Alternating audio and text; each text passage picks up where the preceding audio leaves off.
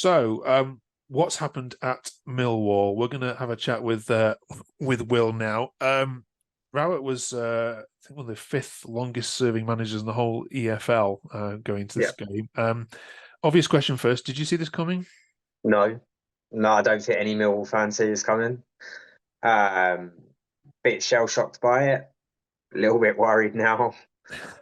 Think it was really poor timing.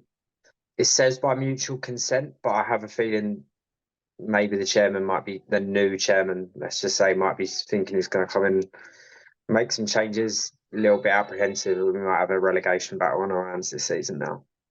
Yeah, I mean, I've listened to his interview on Talk Sport, and it seems very much like this was 50% his decision to spend time with family and so on. What's the talk on the forums and on the terraces about?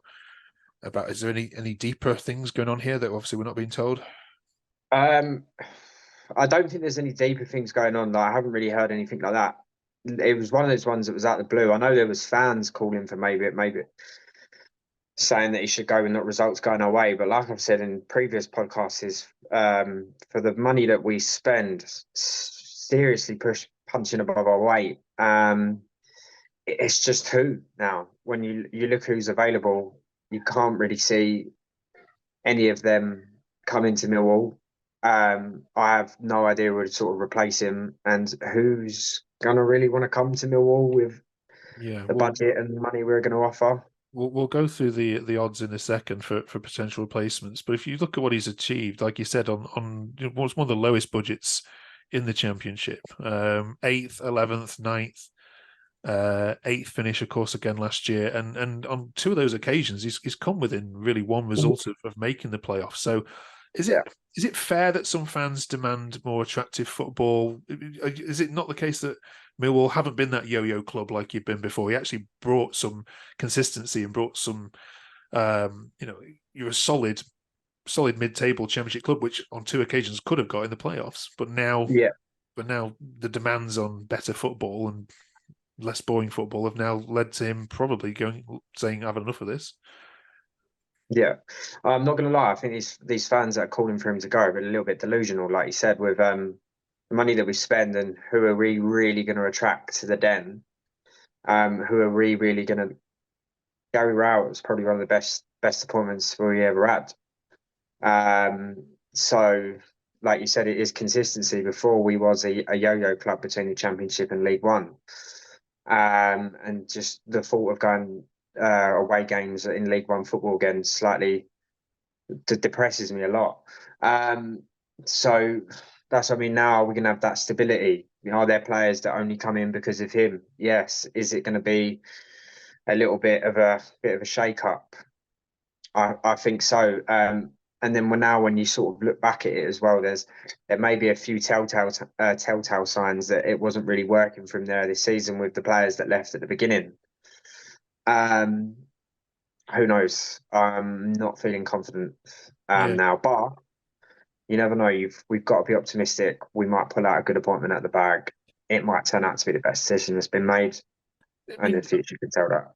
yeah, and obviously with the obviously bereavement of the chairman and everything, it's been obviously clearly difficult for everyone involved in the club. But where did they go next? Do they look for an expansive manager who plays free flowing football, who gets it down and plays, or are those players going to cope with that? Because the danger is that they've been so well drilled, into the style of football that has been so successful for you, that this could go one or two ways, couldn't it? Yeah, it could be the turning point that we needed. It could have been the fact that we needed maybe a fresh chairman. Obviously, in the circumstances that it changed, obviously not, but it could have been pivotal factors that might have just been stagnating us at that mid-table range. The sun might come in and say, look, you know what, I want to spend a bit more money, be able to offer a manager a bit more of a budget, and we might be able to attract and we might be able to pull off a good appointment. Um, that way, then we might be able to look forward. But then if we're going to be honest, I can't really see, like, people are calling for Muscat. That's what I've seen from the fans. I don't know about that.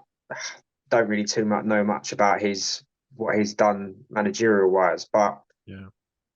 Um, let's have a look at some of the other names then that have popped up in the last 24 hours. So Muscat leads the race, obviously ex-player and all of that. Michael Beale, John Eustace, Nathan Jones, who gets mentioned in every vacancy, Steve Cotterill, Neil Harris, Dean Smith, and oh, here's one you might not like, Frank Lampard. What do you think to those names? The day I see Frank Lampard in a Millwall tracksuit, the day something's gone wrong in the world.